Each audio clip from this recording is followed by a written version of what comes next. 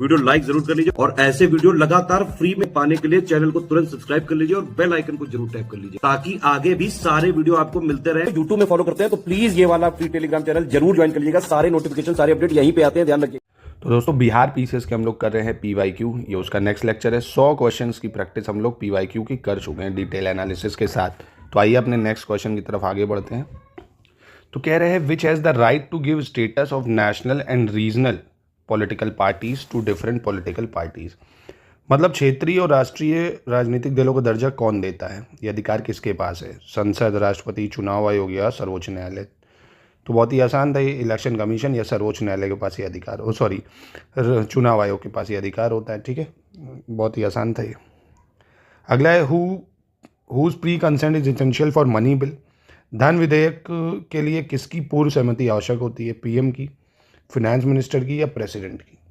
तो इसके लिए कौन सा सही उत्तर होना चाहिए? इसका सही उत्तर हो जाएगा प्रेसिडेंट की, है ना। धन विधेयक के लिए किसकी कंसेंट जरूरी होती है? पहले प्रेसिडेंट की हमें। ठीक है, आप ये बताइए मनी बिल कौन से आर्टिकल में आता है? मैं इससे पहले वाले वीडियोस में आपको बता चुका हूँ।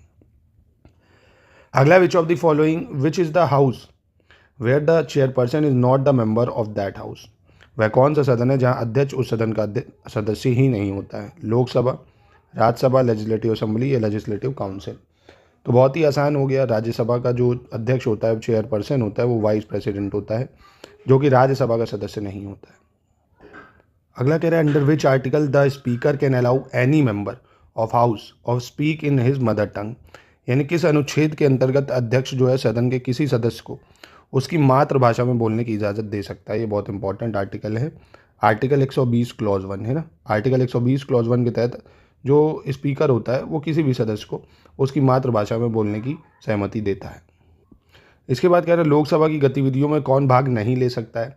Who is not entitled to take part in the activities of Lok Sabha? CAG, attorney general, solicitor general या secretary to president of India? तो देखिए, भारत के राष्ट्रपति का जो सचिव होता है वो लोकसभा की गतिविधियों में भाग थोड़ी ले सकता है ना। बाकी ये लोग ले सकते हैं पर वोट नहीं दे सकते हैं। ठीक है, इसके बाद अगला कह रहा है in which amendment the word social, secular, unity and integrity of the nation were added to the constitution. तो हमारे संविधान में, इसको आपको पता होगा, हमारे जो प्रीएम्बल है उसमें 42 कॉन्स्टिट्यूशन अमेंडमेंट एक्ट 1976 से ऐड करा गया था, है ना। Socialist, secular, integrity, 3 word. ठीक है, अगला है in Indian constitution article 370 is related to which topic. 370 किससे रिलेटेड था? बच्चे को पता होगा, जम्मू कश्मीर से रिलेटेड था। ठीक है, अगला है विच of the following statement is not true for doctor Manmohan Singh. Manmohan Singh के लिए कौन सा कथन सही नहीं है?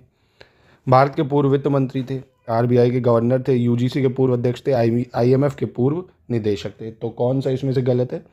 फॉर्मर डायरेक्टर ऑफ IMF, ये नहीं रहे हैं वो। ठीक है, चलिए अगला देख लेते हैं। अगला क्या कह रहा है? कह रहा है इनमें से कौन सी स्टेटमेंट सही होगी ये आपको बतानी है। ठीक है, विच sequence is true for the following post. Chief justice of India पहले आता है, चीफ इलेक्शन कमिश्नर, फिर चीफ मिनिस्टर या गवर्नर। इनमें से पावर के अकॉर्डिंग आपको सेट करना है। ठीक है, तो देखिए सबसे पहले गवर्नर ऑफ स्टेट, फिर चीफ जस्टिस ऑफ इंडिया, फिर CM ऑफ स्टेट और फिर चीफ इलेक्शन कमिश्नर, है ना। ये जो है भारत के संविधान में पदों के लिए सही अनुक्रम है, यानी ऑप्शन B हो जाना चाहिए। 109 का क्या हो जाएगा? 109 का B हो जाना चाहिए। ठीक है, चलिए अगला देख लेते हैं। 110 क्या कह रहा है? Recommendation to the president of Indian to the specific union state physical relation are made by. यानी विशिष्ट केंद्रीय राज्य राजकोष की संबंधों पर भारतीय राष्ट्रपति की सिफारिश किसके द्वारा की जाती है? तो ये करी जाती है फिनेंस कमीशन के द्वारा। किसके द्वारा करी जाती है? फिनेंस कमीशन के द्वारा। अगला देखते हैं। When was Jharkhand separated from Bihar. Jharkhand को बिहार से कब अलग करा गया था? तो झारखंड बिहार से अलग हुआ था 15 नवंबर सन 2000 को। कब अलग हुआ था? 15 नवंबर सन 2000 को। ठीक है, चलिए अगला, how many member are there in Bihar legislative assembly. Bihar की विधानसभा में कितने लोग हैं ये आपको बताने हैं।